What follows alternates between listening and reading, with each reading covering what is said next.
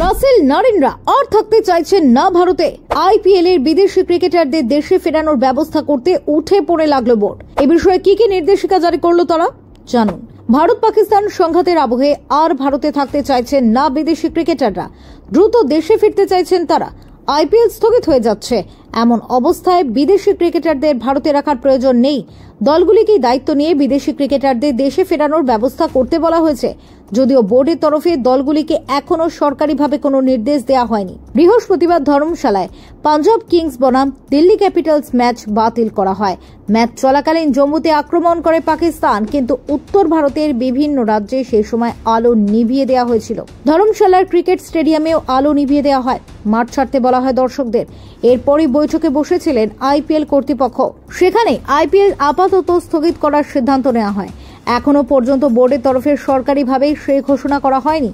IPL এ খেলার জন্য অস্ট্রেলিয়া, ইংল্যান্ড, দক্ষিণ আফ্রিকা, নিউজিল্যান্ড, ওয়েস্ট ইন্ডিজ, আফগানিস্তানের মতো দেশের বিভিন্ন ক্রিকেটাররা ভারতে এসেছেন। তাদের মধ্যে Sunil Narine, Andre Russell, Pat Cummins, Travis Head, Josh Buttler, Liam Livingstone, Quinton de Kock, Rashid খানের মতো ক্রিকেটাররা রয়েছেন। সকলকে সুরক্ষিতভাবে দেশে ফিরিয়ে দেওয়াই এখন লক্ষ্য বোর্ডের।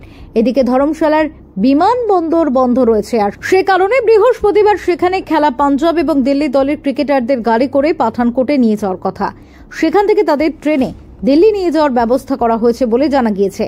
আইপিএল সূত্রে খবর, নিরাপত্তার কারণে তো বটেই, মানবিক কারণেও আইপিএল স্থগিত করে দেওয়ার সিদ্ধান্ত নেওয়া হয়েছে বৃহস্পতিবারের বৈঠকে।